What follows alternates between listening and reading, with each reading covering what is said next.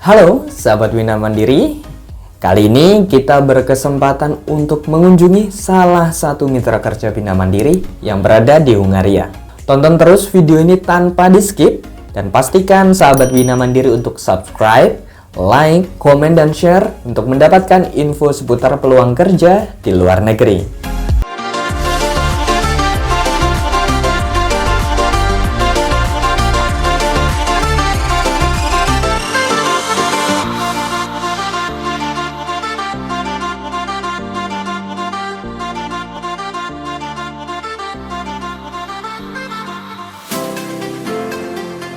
Masih dalam rangkaian perjalanan Bina Mandiri keliling Eropa, kali ini kami mengunjungi salah satu mitra kerja Bina Mandiri yang berada di kota Budapest, Hungaria.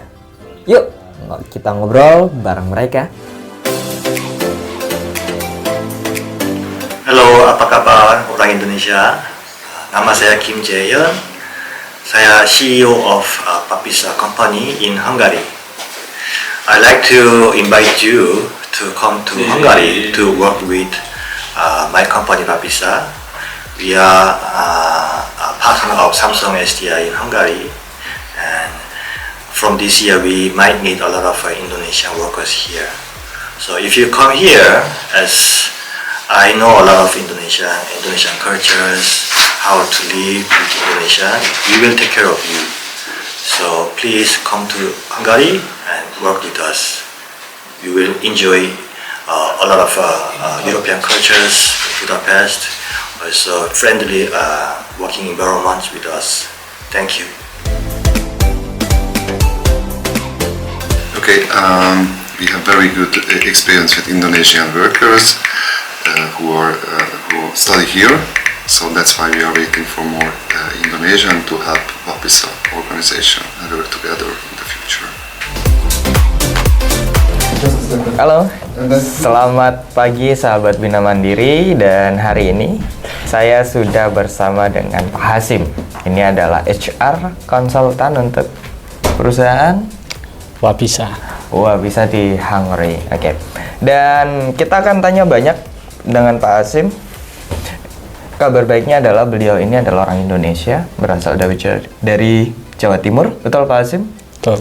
Dan hari ini sudah tahun tahun keempat. Kita sudah banyak ngobrol kemarin. Nah, Pak Hasim, begini. Saya punya beberapa pertanyaan. Saya akan mulai dengan gini. Saya dapat informasi bahwa pengurusan dokumen untuk visa dan lain-lain bagi pekerja Indonesia yang ingin ke Hungaria itu cukup melelahkan dengan proses yang panjang. Gimana itu Pak Hasim, bisa jelaskan? Ya, sebenarnya prosesnya untuk pengurusan visa kerja dengan visa yang lain termasuk misalnya student itu agak sedikit berbeda. Kalau student itu boleh dibilang ya mereka nutup mata asal dapat LOE, kemudian universitinya clear di sana, pembiayaannya clear, dan mereka bisa berlaku 2 minggu, hampir bisa dipastikan, atau maksimum ada 3 minggu isut. Nah, untuk visa kerja itu agak berbeda karena verifikasinya mereka lebih detail, karena ingin memastikan, saya kira pemerintah Hungaria ingin memastikan bahwa tidak ada proses eksploitasi di tempat kerja, tidak ada proses dehumanisasi oleh pihak yang mempekerjakan di Hungaria misalnya, ingin memastikan juga mereka dipekerjakan secara manusiawi sesuai dengan undang-undang yang berlaku di negara-negara Eropa, makanya prosesnya agak lebih panjang. Secara administratif memang berlaku kurang lebih antara 2 sampai 3 minggu final result will be issued, tetapi karena prosesnya menuntut yang sedemikian panjang sehingga dalam banyak kasus kita membutuhkan waktu yang lebih lama. Tidak menutup kemungkinan juga berkaitan dengan proses verifikasi itu kemudian dalam perjalanan diminta data atau dokumen pendukung untuk memastikan aplikasinya ini layak diterima atau tidak. Itulah yang kemudian menjadikan meskipun secara ofisialnya itu agak singkat antara 2 sampai 3 minggu atau mungkin maksimal boleh dibilang 1 bulan, tetapi prakteknya kemudian memakan waktu yang agak lama. Oke. Pak Hasim, kalau begitu dokumen apa saja yang penting kita siapkan untuk agar tadi dikatakan ada dokumen pendukung? Apakah itu bisa kita lakukan secara preventif, kita menyiapkan dokumen-dokumen pendukung sebelum kita apply untuk itu? Kalau yang sifatnya administratif dari Indonesia, saya kira dokumennya sangat ya normatif ya, tentu sifatnya ya identitas mereka, paspor dan seterusnya, saya kira semuanya sudah aware ya, jangan kurang dari 6 bulan dari expired misalnya, kemudian ya dokumen pendukung lain yang sifatnya personal identity, saya kira itu clear. Nah, yang agak hard itu sebenarnya adalah bukti legalitas dan dokumen-dokumen pendukung yang perusahaan yang akan mengundang atau tempat pekerjaan, termasuk juga dokumen akomodasi. Jadi itu kita harus menyiapkan dengan cukup detail, termasuk misalnya kalau mereka kita undang kan mesti mempertimbangkan tempatnya itu di mana. Di sini ada rasio misalnya per rumah sekian meter kali sekian meter, itu rasionya butuh maksimum diisi oleh berapa orang. Jadi itu ada kalkulasinya. Kalau misalnya kita ada 10 orang dengan rasio yang sebenarnya adalah 5 orang, mereka akan mempertanyakan. Itu kasus-kasus yang lebih detail yang mereka verifikasi. Selain juga misalnya legalitas perusahaan pengundang, kemudian apakah analisisnya kemudian ada menyangkut finansial, apakah dianggap cukup atau tidak, termasuk apakah perusahaan pengundang itu layak taat pajak atau tidak. Nah, analisis ini kan kemudian tidak cukup selesai di meja administrasinya imigrasi, tetapi juga membutuhkan analisis dari pihak lain, termasuk mungkin konsultan atau ya pihak finance untuk menganalisis keseriusan itu atau kesanggupan itu.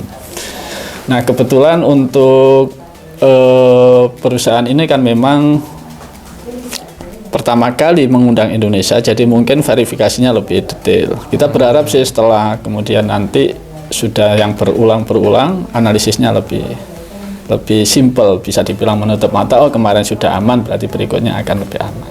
Oke, Pak Hasim, kalau di Indonesia kita mengenal UMR. Ya. Kalau di Hungary berapa sih standar gajinya? Standar gaji UMR ala Indonesia itu sekarang agak meningkat, sekitar kalau di foreign kan sekitar 200 foreign, tapi itu gross. Sedikit catatannya perlu saya kasih garis bawah. Oke. Di sini itu tingkat pajaknya mengikuti standar Eropa yang lumayan tinggi. Pajaknya itu sekitar 33,5%. 33,5%. Nah, itu yang cukup agak tinggi ya, membebani Pak, ya, buat kita yang tidak biasa bayar pajak segitu. Kalau di negara kita yang mungkin sekarang berapa, 15%, ya benar ya, 10% 10 atau PNS 15% kalau nggak salah. Kemudian kita harus masuk di standar Eropa dengan tingkat pembayaran pajak yang sedemikian mahal, ini yang menjadikan mungkin orang merasa keberatan. Meskipun Hungari ini termasuk agak rendah, 33,5% agak rendah. Kalau kita nyebrang sedikit ke Vena 50% kebayang. Tapi kita masih beruntung, Hungari masih agak lebih rendah. Dengan pendapatan 200 foreign, itu cukupkah Pak untuk kebutuhan 1 bulan? Living cost-nya berapa sih di sini? Secara ya pertama itu tentu kembali ke personal style ya, stylenya seperti apa. Tetapi kalau misalnya kepentingan untuk daily life di luar akomodasi, itu sudah cukup, sangat cukup. Personal ya sangat cukup. Saya ingin bandingkan misalnya student, mahasiswa master itu beasiswa bulanannya itu 40.000. Bulanan 40.000. Jadi kalau kemudian dikomparkan itu jauh di atas dari standar scholarship master tersebut. Terakhir nih Pak Hasim, kalau tadi sudah ada Mr. Kim yang mengajak teman-teman Indonesia untuk datang, ada Peter. Saya mau Pak Hasim dong meyakinkan kembali bahwa Hungary is okay, Hungary is fine. Sampai hari ini Hungaria termasuk salah satu negara Eropa Timur yang atau lebih sekarang dikenal dengan Eropa Tengah yang aman untuk menjadi tempat mencari kerja. Dan sekarang Hungaria itu sedang tumbuh, banyak perusahaan-perusahaan yang sedang dirintis di pinggiran kota Budapest ini tumbuh dan bertumbuh, dan artinya memungkinkan untuk membutuhkan banyak tenaga kerja dari terutama negara-negara ketiga. Indonesia sangat menjanjikan itu. Oke, terima kasih Pak Azim waktunya. Sahabat Bina Mandiri, inilah perbincangan saya dengan Pak Azim, HR dari Visa Agency yang ada di Hungary. Terima kasih. Kosonom. Ya, Sevesan. Bye-bye.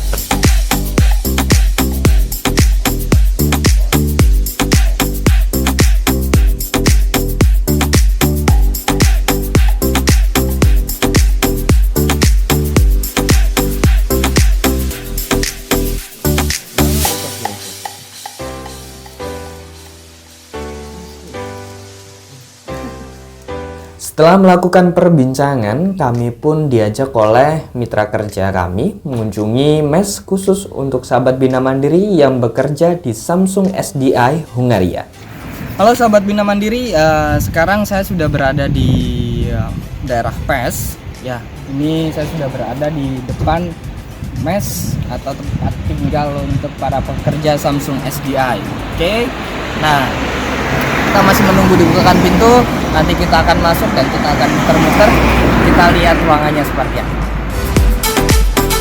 Akhirnya saat ini kita udah sampai di salah satu fasilitas milik Samsung SDI yang disediakan bagi sahabat Bina Mandiri yang nantinya bekerja untuk Samsung SDI di Hungaria. Hai, sekarang kita sudah di tempat penginapannya atau mes untuk para pekerja yang berasal dari Samsung SDI, dan kita sudah bersama Peter.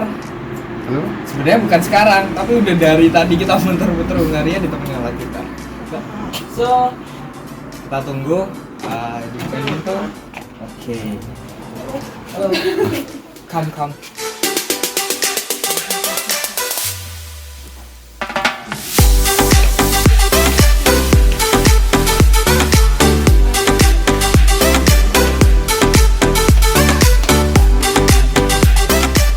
Sekarang kita masuk ke ruangannya, kita lihat sebentar ya. Oke, ini ada ruangannya. Ada 2 tempat tidur. Ini untuk 2 orang. Wow, bersih. Di sini tuh bersih. Nah, kita bisa lihat dengan interior yang ya proper lah untuk para pekerja, bisa jadi membuat nyaman untuk tinggal di sini. Oke. Mungkin sedikit ini, yuk kita bisa move, dan menarik sih tempatnya, nice.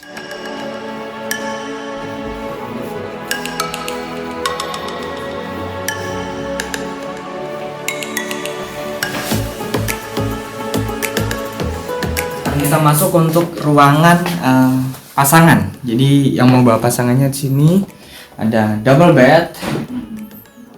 Dengan ada jendela juga. Wah, akses untuk udaranya juga bagus. Di sini tuh semua disiapkan dengan baik. Jadi untuk mesnya sendiri nggak asal-asalan tempat untuk istirahat aja, tapi di sini teman-teman sahabat Bina Mandiri bisa beristirahat dengan baik. Ruangnya menarik. Ya, wow.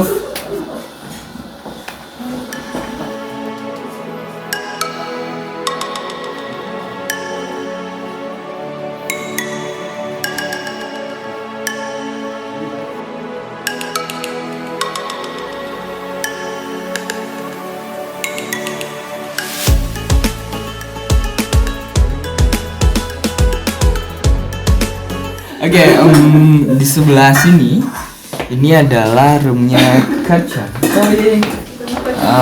Di sini ada 3 orang,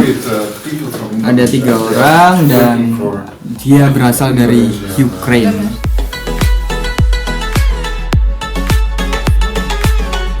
Oke, inilah salah satu tempat tinggal flat atau di sini apartemen untuk para pekerja di Samsung SDI. So, saya meyakinkan sahabat Bina Mandiri bahwa ini adalah tempat tinggal yang layak sekali untuk para pekerja. Mereka sudah bekerja dalam kurun waktu ya cukup 8 jam, lalu dia butuh tempat istirahat. Ini adalah tempat yang sangat nyaman. Saya memastikan itu. Kita sudah muter-muter tadi, dan thank you so much for today. Kita akan ketemu lagi di negara yang lain. So, bye-bye. Terima kasih telah menonton video ini. Pastikan sahabat Bina Mandiri untuk subscribe, like, komen, dan share untuk mendapatkan info seputar peluang kerja di luar negeri. Be smart worker for better future.